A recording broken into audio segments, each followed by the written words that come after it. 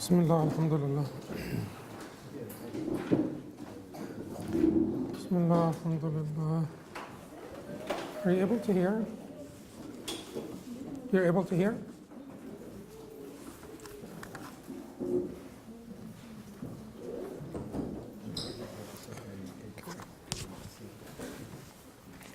Bismillah, alhamdulillah, wa salatu wa salamu ala rasulillah wa ala alihi wa sahbihi wa man wala, thumma amma ba'd.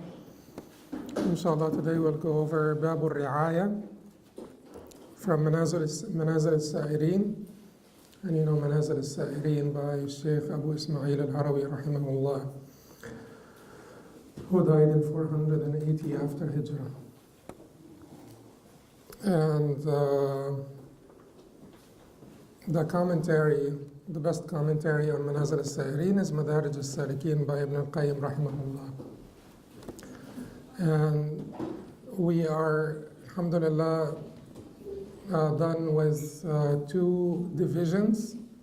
You know, Manazil As-Saa'ireen is basically the stations of the wayfarers, the travelers. So you have different stations on your way to Allah subhanahu wa ta'ala, and we said that he had 100 stations. And Sheikh al-Harawi says that he wanted to summarize the stations. And instead of talking about 1,000 stations, he only summarized them into 100 stations. And those 100 stations he divided into 10 divisions. 'Ashratu aqsam, 10 divisions. Each division is made up of 10 stations. Each station is made of 3 levels. Each level, he addressed 3 points under each level. So it's 10 times 10 times 3 times 3. And he wanted to do this for the ease of our learning. But he was pretty committed to those divisions. And under this, you know, we started with the division of the beginnings, you know, expectedly, al-bidayat, the beginnings. And then there was the division of al-abwab, the gates. And now we will go over the division of al-mu'amalat, the dealings. Usually mu'amalat gets translated sometimes as interactions or transactions. It means dealings. It means all of this. It means dealings here. He said, rahimahullah, وَأَمَّا قِسْمُ الْمُعَامَلَاتِ فَهُوَ عَشْرَةُ أَبْوَابٍ وَهِيَ, as for the division of dealings, it consists of 10 chapters. Every chapter is about a station. So you could basically use chapter, station interchangeably here. So this particular division consists of 10 stations. They are al-ri'aya, caring, al-muraqaba, watchfulness, al-hurma, sanctification or consecration, al-ikhlas, devotion, al-tahzib, refinement, al-istiqama, straightness, al-tawakkul, reliance, at-tafweed, delegation, al-thiqa, trust, wat-taslim, submission. We need more of all of those, right? You know, how much taslim do we need, particularly, you know, nowadays, in our conditions, in our circumstances, how much more taslim do we need? So some of us are lacking the basic taslim, submission. Some of us truly ya'budullah ala harf. They worship Allah on an edge. And they're just ready, they're quick to say, I can't take this, I can't handle this, I can't understand this. Therefore, I'm just going to decide to have doubts, or I'm going to, decide to not submit to it. Anyway, tafweed is the only one that has the translation of tafweed may not be particularly accurate because you will probably not find an accurate translation for tafweed. The problem with tafweed is usually tafweed delegation, you delegate usually in English, delegation is used for delegating to inferiors, right? So you delegate to.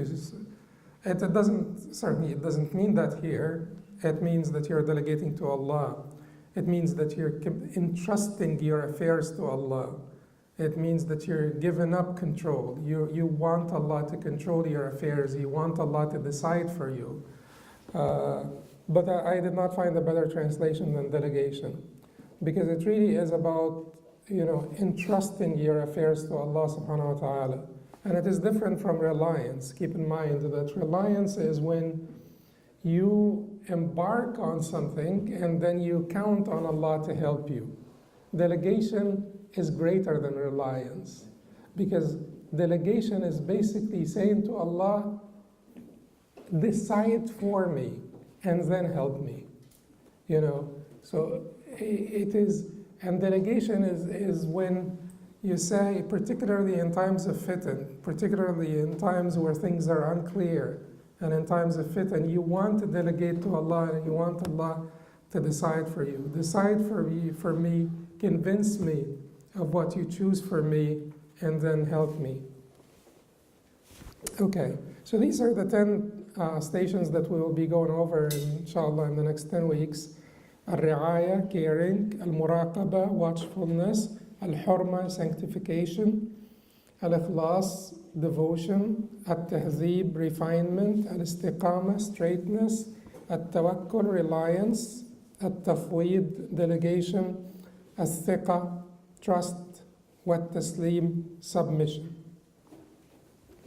Then Imam al-Harawi rahimahullah said, Babu al-Ri'aya, the chapter on caring. قال الله عز وجل فما رعوها حق رعايتها. Allah Almighty said, but they did not foster it as they should have done. They did not foster it. That's another meaning of ri'aya, to foster, as they should have done. So we said caring, fostering. What is it that they did not foster as they should have done? Monasticism. They made up monasticism, but then they did not take good care of it. So Ibn al-Qayyim is saying that it's beautiful how he used this particular verse. It is basically to shame us, because Allah blamed them for not taking care of a qurba, an act of worship. They made up, they invented. But then Allah expected them, since you made it up, Allah expected them to take good care of it, to take good care of this rahbaniyya, this monkship, this monasticism, and to basically give it its due right. So Ibn al-Qayyim is saying, if they were blamed for not taking care of what they invented, what do you expect of people who do not take care of what Allah prescribed for them, of what Allah, obligated them to do? So فَمَا رَعَوْهَا حَقَّ رِعَايَتِهَا, but they did not foster it, they did not take good care of it. That's monasticism as they should have done. Then a Sheikh, and then certainly all of you are familiar with the very famous hadith about كُلُّكُمْ رَاعٍ. Ri'aya has to do with ra'i. It's ra'i or ri'aya. Ra'i, it's to tend to sheep. The shepherd is called the ra'in. And everybody here must be familiar with كُلُّكُمْ رَاعٍ وَكُلُّكُمْ مَسْئُولٌ عَنْ رَعِيَّتِهِ. All of you are shepherds, all of you are guardians, all of you, I usually prefer to translate this as caretakers. Caretakers is a better translation than just guardians or shepherds. Because Ra'in is shepherd. Yeah, yes, the shepherd is called Ra'i. The Ra'i is translated as shepherd, but here in this context, the Prophet ﷺ wants to say that all of us are caretakers. We have some people or some things that are under our care. فَالْأَمِيرُ رَاعٍ وَهُوَ مَسْئُولٌ عَنْ رَعِيَّتِهِ. The ruler is a caretaker and he is responsible for his subjects. وَالرَّجُلُ رَاعٍ فِي أَهْلِ بَيْتِهِ وَهُوَ مَسْئُولٌ عَنْ رَعِيَّتِهِ. And the man is a caretaker of his household and he is responsible. Mas'ul here, accountable, will be questioned, will be asked. Mas'ul means that he will be asked or is to be asked. So responsible. So, and the man is a caretaker and he is of his household and he is responsible for his household. The woman is a caretaker of her husband's household and children, and she will be questioned about this, or she is responsible for this, and so on. So this particular hadith is telling of the meaning of ri'aya, or caretaking. Then Imam al-Harawi rahimahullah said, الرعاية صون بالعناية. الرعاية صون بالعناية وهي على ثلاث درجات. الرعاية, caring, is about safeguarding what is precious through diligence. Safeguarding what is precious through diligence. صون is protection, is guardianship. It's to guard, to protect, to preserve, تصون. And many times they translate this particular hadith, كلكم راع وكلكم مسؤول عن رعيته, all of you are guardians. I said that some people translate this ra'in as a guardian. It means guardianship as well, but to take care of something is more comprehensive than guardianship. So caring is about safeguarding what is precious through diligence, al-inaya. Safeguarding what is precious through diligence. Sawn, which is the guard. Certainly people don't guard that which is not valuable. People guard that which is valuable. And the more you pay attention to it, and the more you're watchful of it, the more valuable it is. And the more you take good care of it, the more valuable it is in your eyes, right? Like if you're watching your kid, if you're crossing the street, you're holding your kid's hand, you're probably watching your kid more than you're watching your own steps. You're probably concerned about your child more than you're concerned about your own life, crossing the street with your child. So it depends on how valuable it is. So caring, do we have a lot of valuable things to take care of? Most valuable thing is our iman, is our faith. This deen, the Quran, the Sunnah, this legacy, this heritage that was passed on to us. If we don't take good care of it and we are not careful about it, then we don't value it. Then it doesn't have a value in our hearts. It's not only your practice of the deen, but it is, the state of Islam in the world and the state of the deen in the world. You should be concerned about it, and you should take good care of it. And taking good care of our legacy, though this is a little bit of branching off here, but it is important that we take good care of the book of Allah subhanahu wa ta'ala, the Sunnah of the Prophet sallallahu alaihi wasallam, this deen in general. And that's the most valuable thing that we have. Do we have anything more valuable than this? As a people, as individuals, as an ummah, do we have anything more valuable than this deen? We don't. And that sometimes,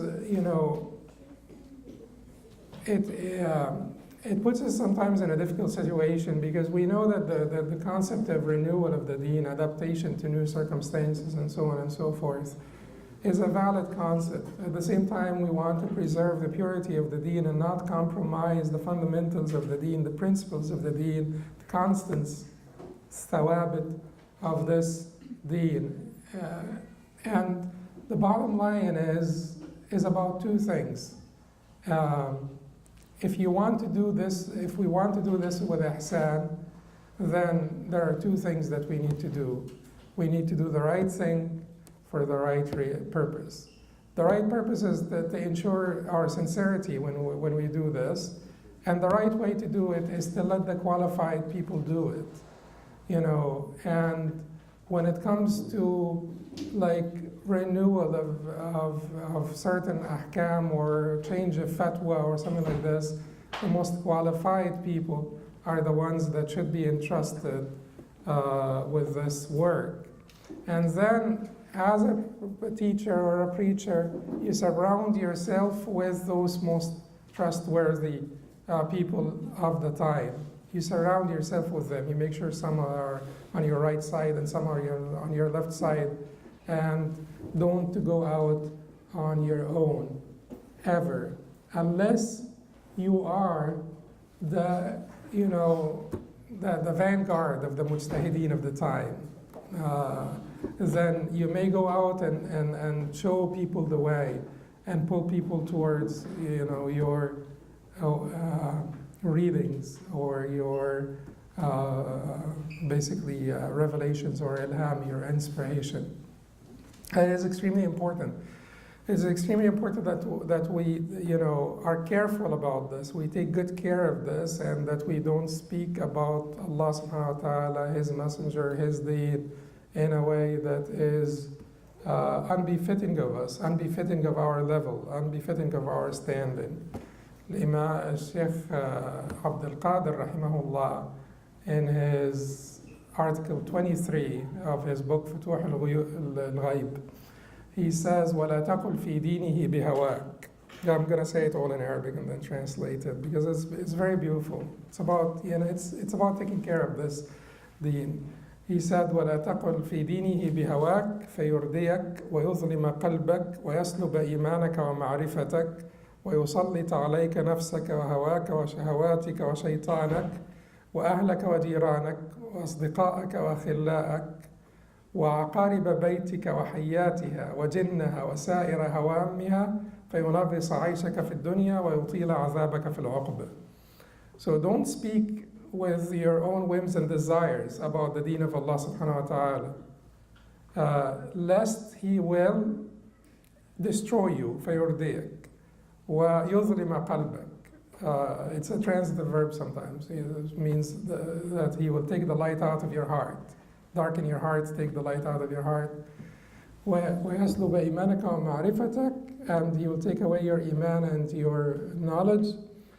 وَيُسَلِّطَ عَلَيْكَ نَفْسَكَ. And He will recruit against you your own ego, your desires, your lusts, your shaitan, and He will also recruit against you your family and your neighbors and your friends and acquaintances, and the scorpions and of your home, of your house, or and the snakes and then He just, so everything, basically, He will recruit against you. Everything will be working against you. Your car will not turn on. Everything will be just, فَيُنَغِّصَ عَلَيْكَ عَيْشَكَ فِي الدُّنْيا. Then He will spoil your life in this dunya. وَيُطِيلَ عَذَابَكَ فِي الْعُقْبَةِ. And then He will prolong your torment in the hereafter. So he says in the article 22, before this article, he says, واحذر البلاء جدا في المسارعة إلى الهوى. I probably talked to you about this before. واحذر البلاء جدا في المسارعة إلى إجابة النفس والهوى ولكن توقف وترقب إذن المولى عز وجل فتسلم في الدنيا والعقبة. And then beware of hastening to responding, beware of making haste while responding to the call of your nafs your ego and your hawa. But tawaqqaf, wait, pause. Pause is extremely important, and it will come down when we discuss the level 3. We will talk about pausing. Pause, taraqqab, wait for the permission of your Lord. So if you have an idea, if you have so that's why everybody reads the Quran and everybody interprets the Quran for themselves. Is yes. Reflect on the Quran for yourself, but that does not mean that you will interpret the Quran yourself. What do you know? How much do you know to interpret the Quran yourself?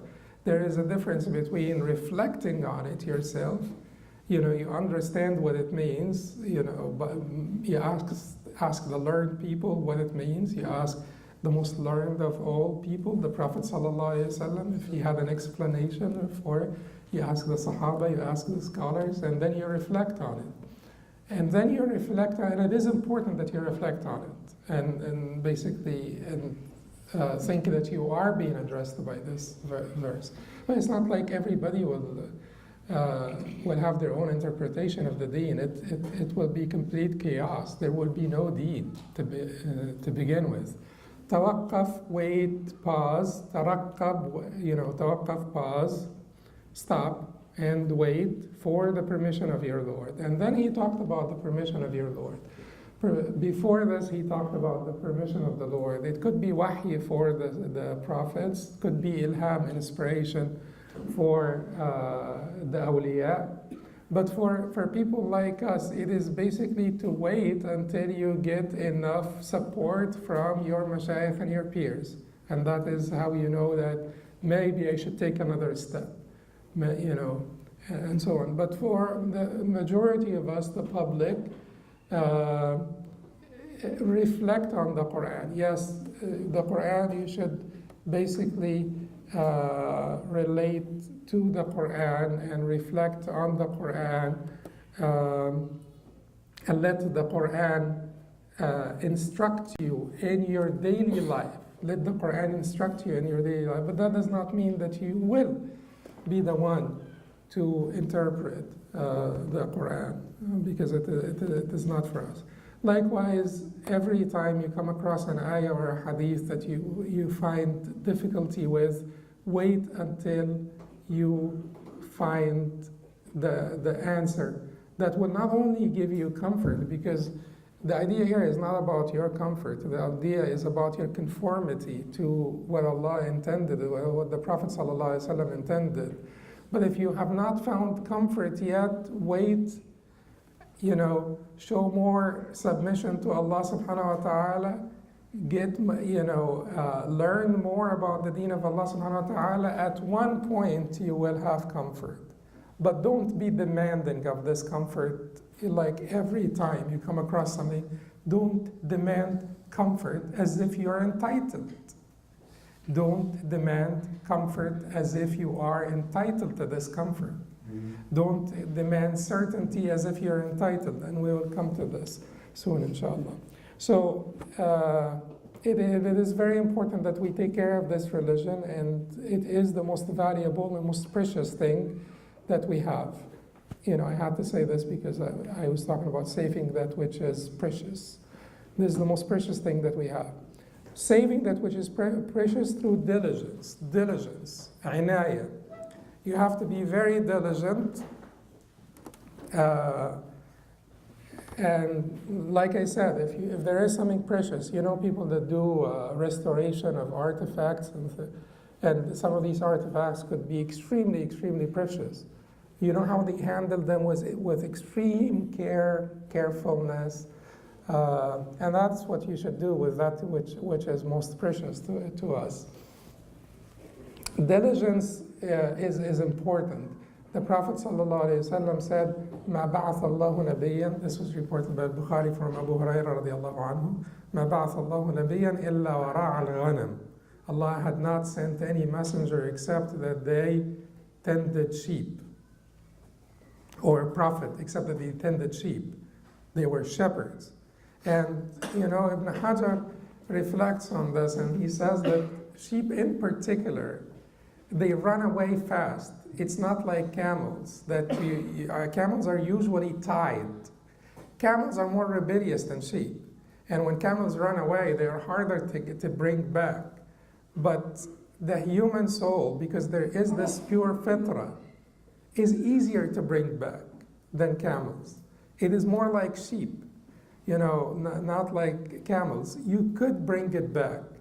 But keep in mind that every time you bring it back, it can run away. Because unlike camels, usually camels are tied. Sheep are left untied.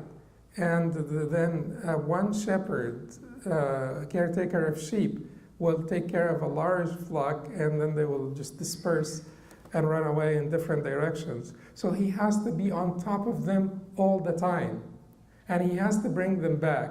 And he has to bring them back gently, because sheep are not vicious. And they should be treated with mercy and should be treated with gentleness. Yet, he's running all the time after them to bring them back and make sure that they don't run away. Also, sheep are much easier prey than camels. So even little predators could prey on them. The shaitan, the lusts, the nafs, and so on. These are not little predators, but even little predators, even the different desires, even flimsy desires could destroy the sheep or the nufus. So Ra'i al-Ghanam is basically, that requires a lot of diligence. I heard this from a learned woman. She gave the example of she gave a beautiful example, and you would expect this example to come from a woman. The example of intentions as toddlers, your intention as your toddler. So your niyyah, your intention. You sit your toddler down somewhere in the living room, and you walk anywhere, you right, left, and then you find your toddler one time in the bathroom, one time down the stairs, and one time in the kitchen, doing some mischief at some place, And then you bring your toddler back, you sit them down, and then you get busy for a minute, and then he or she is somewhere else. And then, so it requires that diligence. Like you're sitting in front of him or her all the time. They move, you bring them back, because they'll get into the kitchen, they'll get in the bathroom, they'll do stuff, bad stuff. And you make sure that you want to protect them. But he also said that the toddler at one point grows up.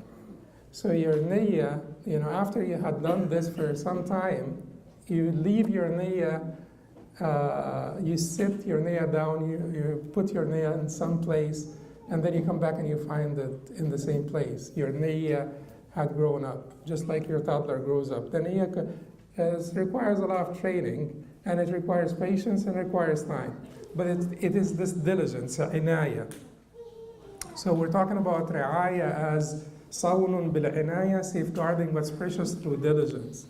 وهي على 3 درجات, and it is of 3 levels. الدرجة الأولى رعاية الأعمال. The first level is taking care of the actions. والدرجة الثانية رعاية الأحوال. The second level is taking care of the states. والدرجة الثالثة رعاية الأوقات. The third level is taking care of the times. And the times would basically include the actions and states. It's taking care of your entirety, because you're made up of, moments. So then he talks about the first level, which is رعاية الأعمال, taking care of actions. He says, فأما رعاية الأعمال, as for taking care of actions, it means فتوفيرها بتحقيرها, developing them by belittling them. You invest in your actions by belittling your actions. Once you see your actions to be like big enough, good enough, What are your actions? These are your acts of worship. This is your service to Allah subhanahu wa ta'ala. You should always see them as too small, unbefitting of His greatness and His generosity. Unbefitting of His greatness and His generosity. Otherwise, if you want, reckoning, if you want, to start counting what you have done for Allah subhanahu wa ta'ala, then Allah will count on you what He has done for you, and you will always be the loser. So, توفيرها بتحقيرها, developing them by belittling them. A righteous predecessor used to say, لا يتم المعروف إلا بثلاث خصال تعجيله وتحقيره وستره. That a good deed will not be complete, لا يتم المعروف إلا بثلاث خصال, except with three qualities, three things. تعجيله, to hasten to it, expedite it. تحقيره, to belittle it, that's belittling it in your eyes. Everything that you do for Allah subhanahu wa ta'ala is still too little, too unbefitting of His majesty and His generosity. وَسَتْرُهُ, and to conceal it. So you hasten to it. تحقيره, to belittle it, meaning that you will develop it. Because if it is too little in your eyes, you'll do more of it, right? If you think that this is too little, you'll do more. And then after you had done this, after you develop, after you invest in your action, and you increase it, promote it, develop it, by always seeing it too little, then you conceal it, satr, you cover it. And if we are able to do this, that's the first step. And that is a momentous step. It is extremely important. Hasten to it. عجلت إليك ربي لترضى. As Hasan al-Basri said, لا يجعل الله من أسرع إليه كمن أبطأ عنه. Allah subhanahu wa ta'ala will not make equal one who hastened to Him and one who was slow to Him. So hasten to the pleasure of Allah, belittle your deeds, meaning develop them, and then conceal them. That's the first step. And then he said, وَالْقِيَامُ بِهَا مِنْ غَيْرِ نَظَرٍ إِلَيْهَا.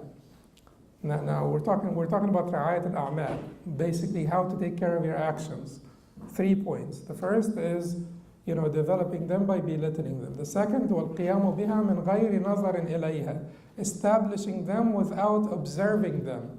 Establishing them without observing them. We talked about this, several times before, right? We talked about how you should establish to aqim as-salah, it's about to establish the prayers, to perfect the prayers, to establish them, without looking at them. Because when you establish something and you try to do it and you try to perfect it, you will be inclined to being fixated, your sight being fixated at this very thing that you are trying to perfect. And that is what he's warning you against. Don't be looking at it. Don't be looking at your amal. But you're looking at it only to perfect it. And then you are looking beyond it. You're looking at the intended, al-maqsood, Allah, the pleasure of Allah subhanahu wa ta'ala. Because that very amal, you're looking at it, could be a barrier, an obstacle between you and Allah subhanahu wa ta'ala. Then he said, وَإِجْرَاؤُهَا مَجْرَى الْعِلْمِ لَا عَلَى التَّزَيُّنِ بِهَا. So you're establishing them without observing them, and in accordance with the knowledge. مجرى العلم, in accordance with the knowledge. Basically, الإخلاص والمتابعة. Basically, sincerity, devotion, and correctness. To tabi' al-Nabi sallallahu alayhi wa sallam, to follow the footsteps of the Prophet sallallahu alayhi wa sallam in everything that you do. لا على التزين بها, not for self-adornment. Not for self-adornment. Self-adornment does not have to be ostentation. Ostentation is showing off. Tazayyun could be to your own self. Some people do this. They look in the mirror for half hour or something, because they like to look in the mirror. They like to see their handsomeness and so on. That also could be true spiritually. You could be doing this, and this is still frivolous.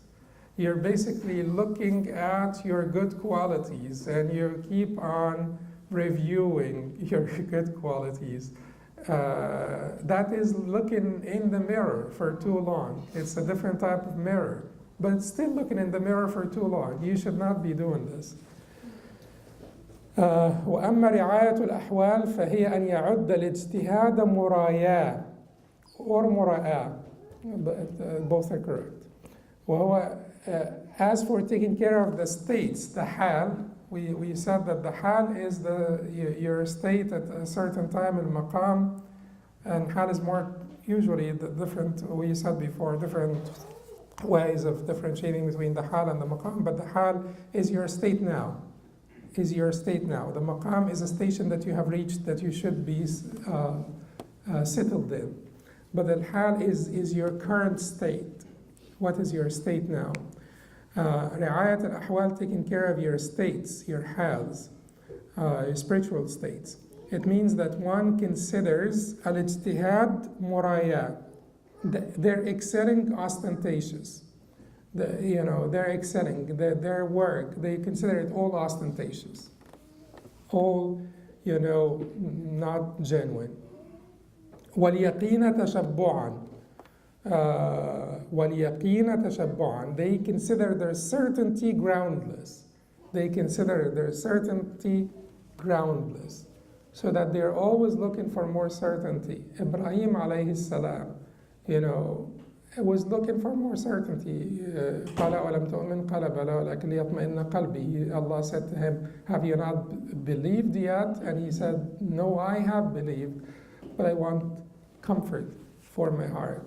And like I said, going back to this, I want comfort, because a lot of people want comfort. And I sat down with a young man who said, I have been asking Allah for this long, for certainty, for comfort, and He's not responding. Why? Why should I not get the comfort when I ask for it? I'm making sincere dua and I'm asking for more comfort. And someone may say, well, Ibrahim asked for more comfort. But keep in mind that Ibrahim was deserving of more comfort. Yaqeen is a gift from Allah subhanahu wa ta'ala. You get it when you deserve it. You get more of it when you deserve more of it. You work more for Allah. You purify yourself. Do we really think that we are deserving of yaqeen, despite all of what we do, despite all of our wickedness? And I'm not trying to, this is not trying to be like basically gloomy or like morbid or anything, but we're really not doing well. We're not really doing well. Most of us are not doing well. And people who think they are doing well are the people who are doing worse. So this person, this brother, did not really understand the concept. It is basically when people do this, when people demand yaqeen, give me yaqeen now, show me something in a dream, show me a karama, like a miracle or something, what do you mean I want yaqeen? How could you be demanding of this? Isn't this exactly like the kuffar of Quraysh? وقال الذين لا يرجون لقاءنا لولا أنزل علينا الملائكة أو نرى ربنا لقد استكبروا في أنفسهم وعتوا عتوا كبيرا.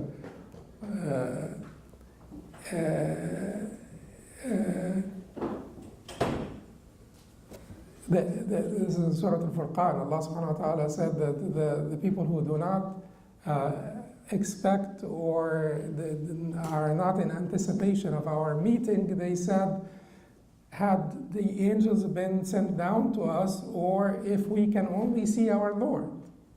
They wanted yaqeen. Ibrahim wanted yaqeen. They wanted yaqeen. they were rejected. Allah considered their demand of yaqeen to be utu, to be transgression, to be basically overstepping their limits. They overstepped their limits by asking for yaqeen when they were not deserving of it. Ibrahim was not considered to have overstepped his limits because he worked for all the yaqeen that he had, and he was just right there at, at that level where he's asking for some more, and he is asking politely for some more. For some more, I just want more of it. This is the most precious thing I have, and I want more of it. But look at what Ibrahim had gone through to reach that level of yaqeen and to be deserving of more yaqeen. Kana ummah. He used to be an ummah by himself. He confronted the world by himself. So was he not deserving of that? Yeah, absolutely. But then, as in Surah Al-Ra'd, وَيَقُولُ الَّذِينَ كَفَرُوا لَوْلَا أُنزِلَ عَلَيْهِ آيَةٌ مِّن رَّبِّهِ قُلْ إِنَّ اللَّهَ يُضِلُّ مَن يَشَاءُ وَيَهْدِي إِلَيْهِ مَنْ أَنَابَ. The disbelievers say, had he received a miracle or a sign from his Lord, a clear manifestation, a clear sign from his Lord, ayatun min Rabbi, about the Prophet sallallahu alaihi wasallam, قُلْ إِنَّ اللَّهَ يُضِلُّ مَن يَشَاءُ وَيَهْدِي إِلَيْهِ مَنْ أَنَابَ. Say Allah misguides whomever He pleases, وَيَهْدِي إِلَيْهِ, and He guides. You want yaqeen? Allah gives this guidance, gives this yaqeen to one who returns to Him. You work for it, you get it. You work for more, you get more. You become demanding, then you are shut down completely, and then you're rejected. And then Allah subhanahu wa ta'ala can drive you away from His door if you become demanding. Yes. With a sense of entitlement. Yes. And then it can also be a form of makr, like the people in the Last Supper, when they asked for the ma'idah. Absolutely. Everyone who asks for a sign prematurely, they would not get it, or if they get it, it may be like the people who asked for the Last Supper, and they did not honor that sign after al-Masih alayhi salam passed away. They did not honor having witnessed that sign. So it is important that we consider our certainty to be groundless, and we ask when we're deserving, and we ask politely, and then we will look at how the Sahaba were seeing these miracles and ayat. It's not like the Prophet ﷺ was not sent with miracles. It's just that you should not be feeling entitled to them. You should not ask for them like you're entitled. But the ones who did not ask for them, the Sahaba, how many miracles did they see at the hands of the Prophet ﷺ? How many miracles did Allah show them through the Prophet ﷺ? So many miracles. Like you can't even count them. Huge miracles that the Sahaba saw. The water coming out between the fingers of the Prophet ﷺ, wasn't that a miracle? Takstir al-ta'am, making the food abundant, and the animals speaking, and the minbar also weeping, and so on. Inanimate objects. So they saw many because they were deserving of them. Once you're deserving, then Allah will show you more to give you more certainty and to give you more comfort. But you don't demand them before you are deserving of them. So, رعاية الأحوال أن يعد الاجتهاد مرايات, to consider their excelling ostentatious, واليقين تشبعا, their certainty groundless, والحالة دعوة, their state a mere claim. You consider your state a mere claim. And sometimes you feel that you are in a good state. Sometimes you feel that you are in a good state and you're happy with your state.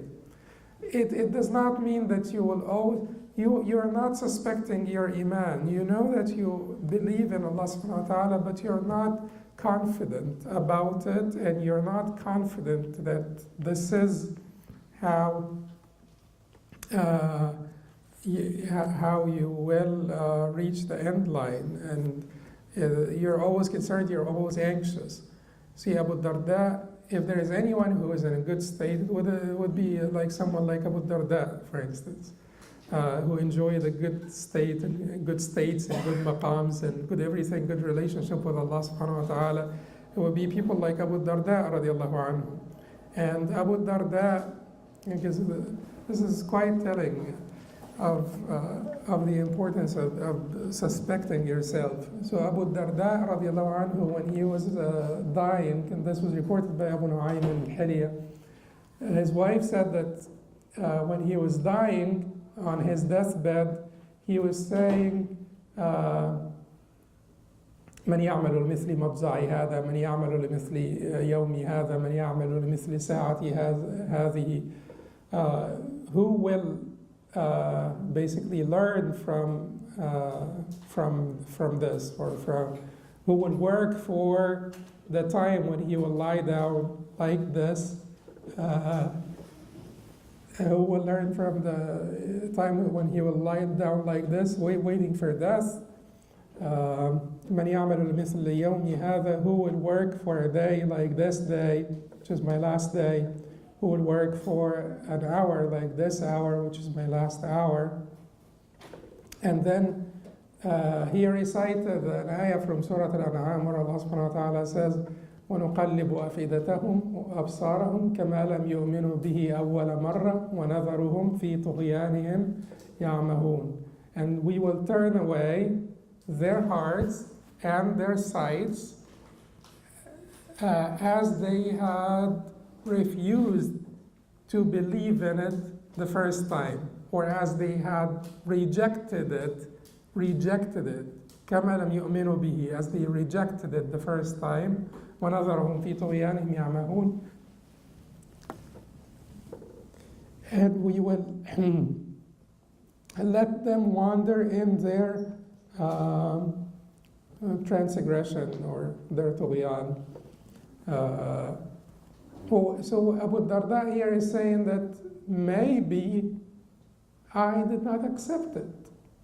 Because it's not just that, La ilaha illallah Muhammad Rasulullah. It is the conditions of La ilaha illallah Muhammad Rasulullah, the requirements of La ilaha illallah Muhammad Rasulullah. What comes after La ilaha illallah Muhammad Rasulullah is that you accept every command that comes from Allah, you accept it with compliance and conformity, and every decree that comes from Allah, you accept it with rida. And accept it with contentment. So he was afraid that maybe, I was not accepting enough, or I did not accept his commands quickly enough, or his decrees, I did not.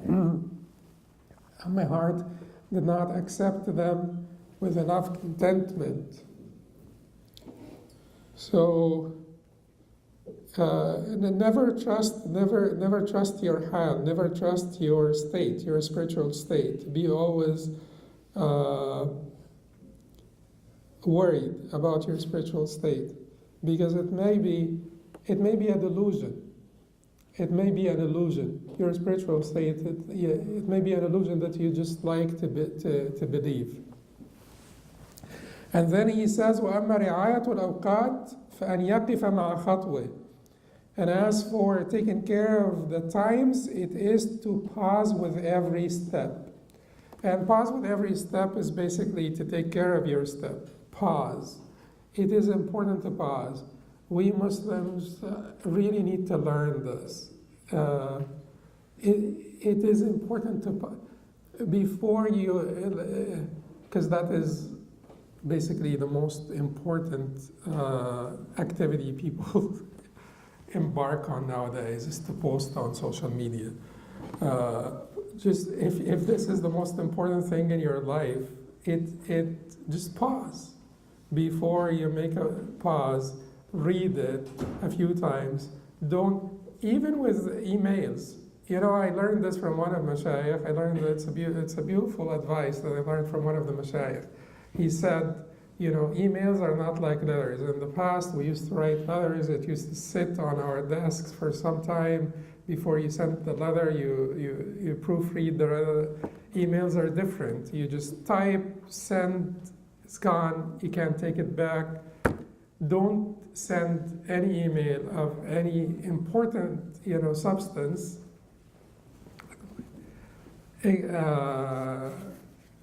until you had saved it for some time and read it a few times. So write it, save it as a draft. Don't send it. And go back and read it a few times and then send it. Will you lose much? Pause. Sheikh Abdul Qadir al-Jilani rahimahullah said, "Tawaqqaf wa taraqqab izn al-Mawla." Pause, wait for the permission of your Lord. Pause, wait for the permission of your Lord. That permission will come with, you know, deliberation. After deliberation, you get the permission, you send the email. You cannot, you know, understand, you can't overestimate the impact of words. The impact of words on people. So before you post, save it. They give you, they're kind enough to give you that feature, right? But I don't know if they have it on Twitter or not.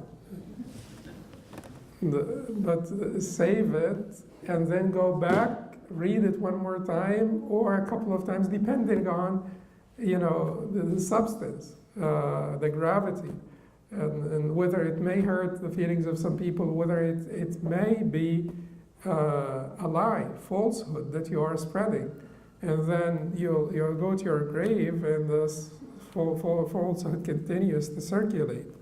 So this is extreme pause with every step. يقف مع خطوه, pause with every step, and perfect it.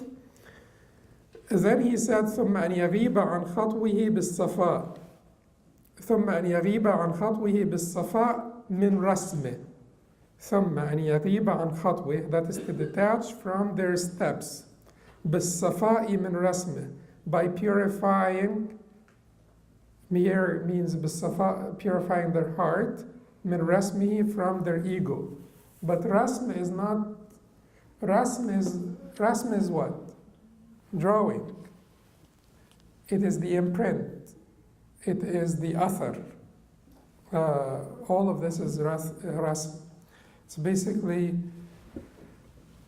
you have been working on your ego, but then still some of the imprints of your ego are still there, impurifying your heart, your actions, your ahwal.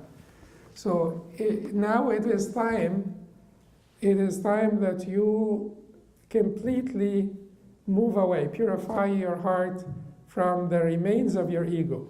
Not just your ego, but the remains of your ego. It is like someone who is trying to ascend, and at one point they have moved away from their actions, but then they are looking at their hal, they are moving away from their hal. Now they are looking at their maqam, they move away from their maqam, they move away from everything that belongs to them, that pertains to them, until there is nothing that is between them and Allah subhanahu wa ta'ala, no barrier, no veil between them and Allah subhanahu wa ta'ala. Then he said, ثُمَّ أَنْ يَذْهَبَ عَنْ شُهُودِ صَفْوِهِ, and finally to refrain from seeing their purity. But rasm, before we move to the next step, rasm, which is the remains of their ego, it could be many, many things. It could be your very ibadat. That could be rusum. Because these are rusum versus the haqa'iq. The haqa'iq basically is your pursuit of the pleasure of Allah subhanahu wa ta'ala. You're doing this through your ibadah. through your ibadah. But the ibadah can become rusum. And we talked before about awdiyat al-tafriqa wa wadi al-jama', the valleys of dispersion and the valley of union and togetherness. And many times the rusum are in awdiyat al-tafriqa, the valleys of dispersion. The rusum could be many, many things. Your own ibadat could be rusum. Like sometimes also your organization that you work for, your project that you're working on, could be a rasm. It is, a rasm, unless you're completely fixated on the intent from this, to serve your organization, to serve your project, your whatever it is, for the sake of Allah subhanahu wa ta'ala. You take care of this project, you're part of the relief committee in the masjid. But then you start to fight with other committees over funds. And then the fight could become like a dirty fight. Because this committee, the Da'wah committee, wants more funds, relief committee wants more funds. Wait a second, everybody. You're really you're tripping over yourself here. This is all for the sake of Allah subhanahu wa ta'ala. How are you making these things into a rusum that veil you from Allah subhanahu wa ta'ala and hinder you from Allah subhanahu wa ta'ala? Your organization and some other organization. You basically promote this particular college, and a friend of yours promotes another college. They teach Islamic studies. And then you start to fight over which one is better. It is all rusum. All of this is basically in awdiyat al-tafarruq, the valleys of dispersion. If you are conscious and aware of your goal, your ultimate goal, you will do everything with ihsan. Even if you fight for more budget for your committee, that fight in the sense of, seek funds for your committee, you will do it with ihsan. It will never get out of control, will never become a dirty fight. Even when you fall, even when you suffer a loss, and you are working for Allah subhanahu wa ta'ala and for the sake of Allah, and you suffer a great loss while working for the sake of Allah subhanahu wa ta'ala, great defeat while working for the sake of Allah, you fall with ihsan, with waqar, with grace, with beauty, with composure. The fall itself will be a graceful fall. People will look at you. When you ascend, you're ascending with grace, and when you are falling, you're falling with grace. The people who were not convinced of you while you were ascending with grace may become convinced of you if they see you fall with grace, because not everybody falls with grace. A lot of people can manage to ascend and win with grace, but very few people, and those are the people that have tawfiq from Allah subhanahu wa ta'ala, can fall with grace. And people who know their ultimate goal and their ultimate pursuit will be able to ascend with grace and always fall with grace. ثم أن يذهب عن شهود صفوه, and then finally to refrain from seeing their purity. It is basically, you have done all of this work and now you have purified yourself completely from your ego, the remains of your ego, your stations, your hals, your maqams and everything. Don't look back, because this is you look back and then you trip. Can you imagine if you are seeking proximity to Allah subhanahu wa ta'ala and getting closer to Allah subhanahu wa ta'ala, and your sight is fixated on your ultimate goal. Once you look back at what you have done and how you were able to purify yourself, you trip and fall. You look down, you can fall from the top of the mountain. If you're climbing a mountain, you look down at what you have done and how you have been able to come all the way to the top, and that one look can bring you down all the way to the bottom. So you purify yourself from all of the remains of your ego, and then you look beyond that purity and don't look at that purity in and of itself, because that purity could be a veil between you and Allah subhanahu wa ta'ala. قولي هذا أستغفر الله لي ولكم سبحانك اللهم وبحمدك أشهد أن لا إله إلا أنت أستغفرك وأتوب إليك.